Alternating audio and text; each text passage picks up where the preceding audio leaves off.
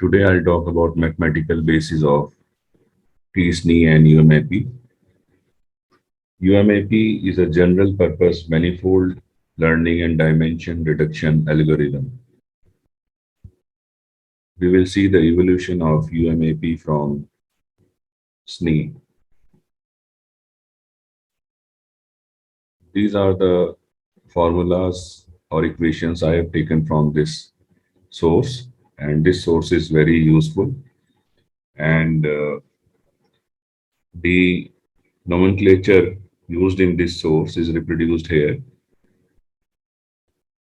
This is the SNE, this is symmetric SNE, this is large base, and this is UMAP. In between symmetric SNE and large base, there should be t-SNE.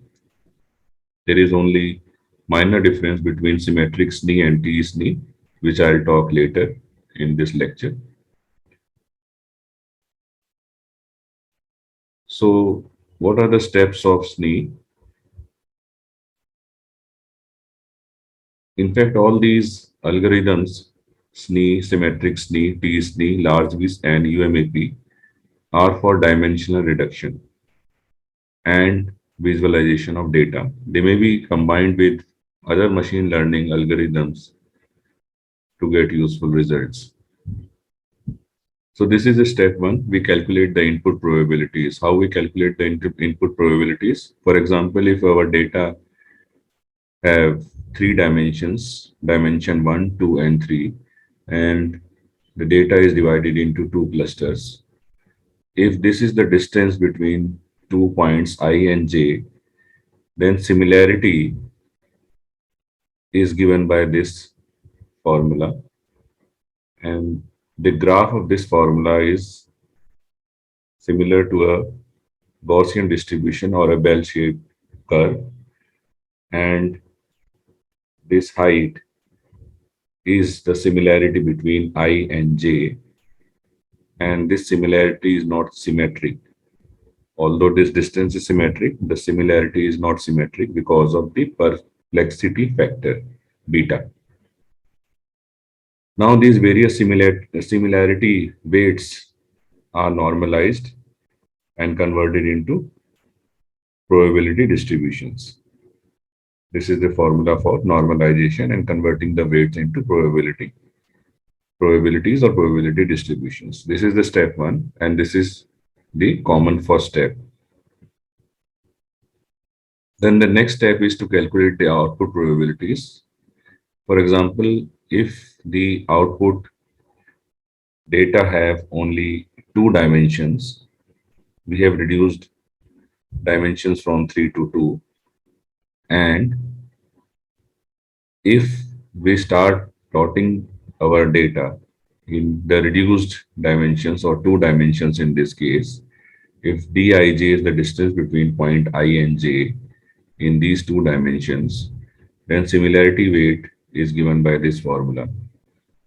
And the graphical representation of this formula is nothing but again a bell-shaped curve, and this weight is given as the height. Then weights are again normalized into output probabilities or QJI, and these output probabilities are not symmetric. So this is step 2. Then step 3, we use the cost function. This is Kullback-Leibler divergence, and using the gradient descent, we update the output coordinates. And then we repeat the step 2 and 3 because output coordinates have changed. So we'll repeat all these steps, and again we use gradient descent and further update the output coordinates.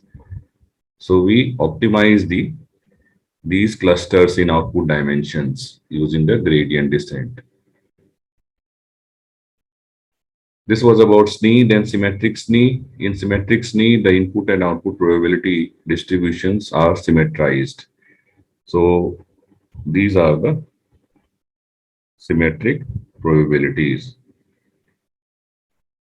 In t-SNE, as I have told you, there is only minor difference between a symmetric SNE and t-SNE. The t-SNE uses different method for output weights. In fact, it uses a distribution very similar to T, hence the name t-SNE. Large waste, it has a different cost function. This is the cost function for large waste, and this is the differentiation of cost function with respect to the output coordinates. Then UMAP, here input and output weights are calculated by different method. These are slightly different method. It uses input and output weights directly. It doesn't calculate the probability distributions P and Q.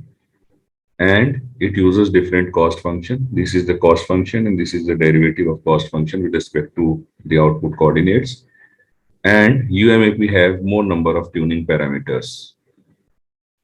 So I hope this lecture is useful for you, and this is the very interesting and very useful resource. Thank you very much.